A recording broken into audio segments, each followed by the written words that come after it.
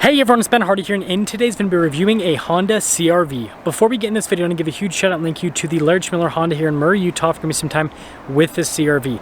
I'm going to include a link to their website in the description down below so you can check out what they have currently. And then on a side note, if you want to save time and money the next time you purchase a car, link to my car buying guide in the description down below. Let's get into it.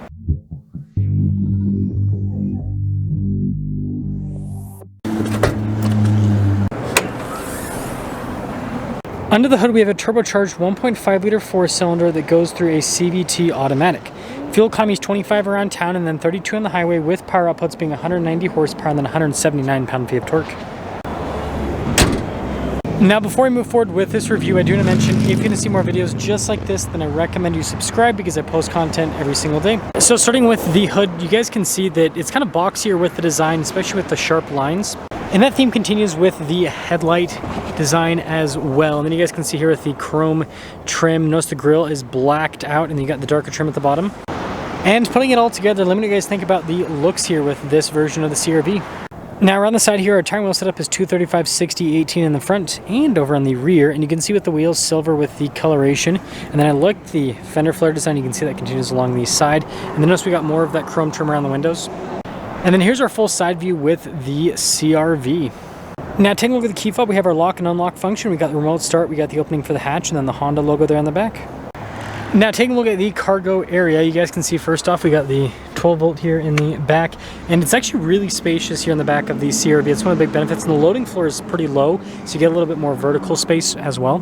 When you're all done, just press that button, and that will lower the hatch right back down. Now taking a look at the taillights, you guys can see how this kind of like arcs around. I think that looks really cool, and they got the CR-V badge there on the other side. And wrapping things up, let me know what you guys think about the looks here with this new CR-V. Now taking a look at the door panel, you guys can see how it's blacked out right there, and then you got the padding down below with the stitching that goes throughout. And then taking a look at the seats, and it's perforated all down the center portion, lots of stitching that crosses it as well. Legroom here in the back's really good. We got a storage pocket over on the passenger side, not for the driver's side though, interestingly enough. Some vents here in the back, we got USBs as well, and then headroom. It's good. Now taking a look at the front door panel, we got soft touch here at the top, and you guys can see the black trim down below, and then more soft touch down below with the stitching. All of our window controls, we got our mirror adjustments, memory seats, and then we do have blind spot monitoring with the mirrors. And then taking a look at the front seat again, perforated all down the center portion. We got our power adjustments here on the side. That's to open up the hatch, that's for the stability control, and then the steering wheel is manually adjustable.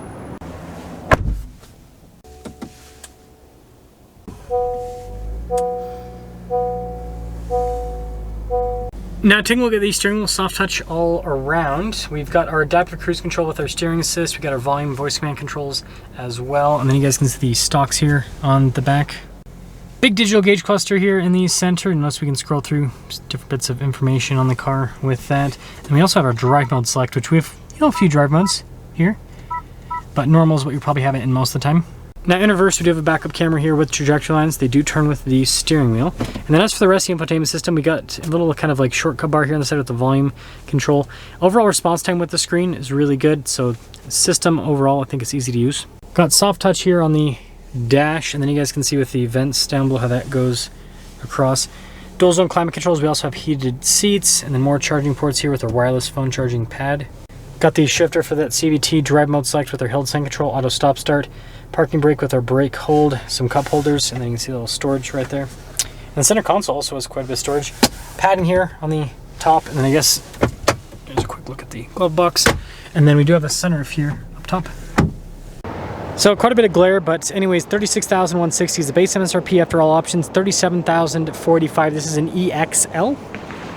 And let's see how it drives.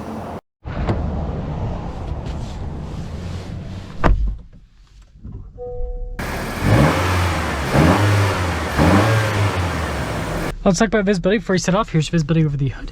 Both the mirrors, do blind spot monitoring through the rest of the rear. And, well, CR-V away.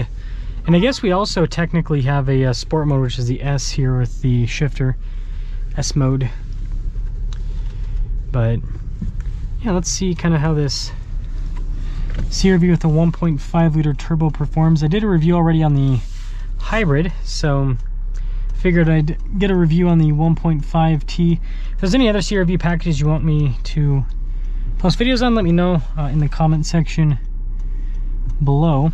I will say right off the bat, first off, the seats are comfortable, and I like the material use Honda does in this. It has a very durable feel to it, which I don't know, I really appreciate that, because you know, usually, especially with how expensive modern cars have gotten, it's nice to have something that feels like it's going to last a long time.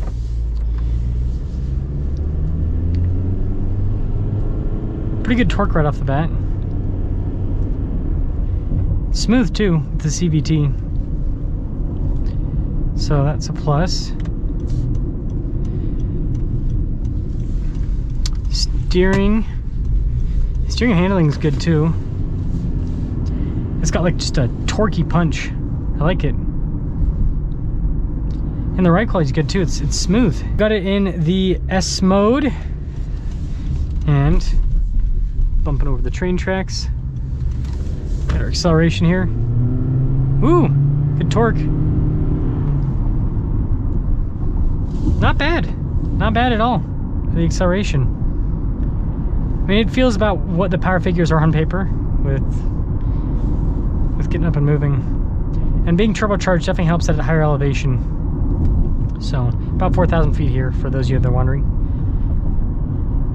Summing things up here with the CR-V EXL. I like this package a lot.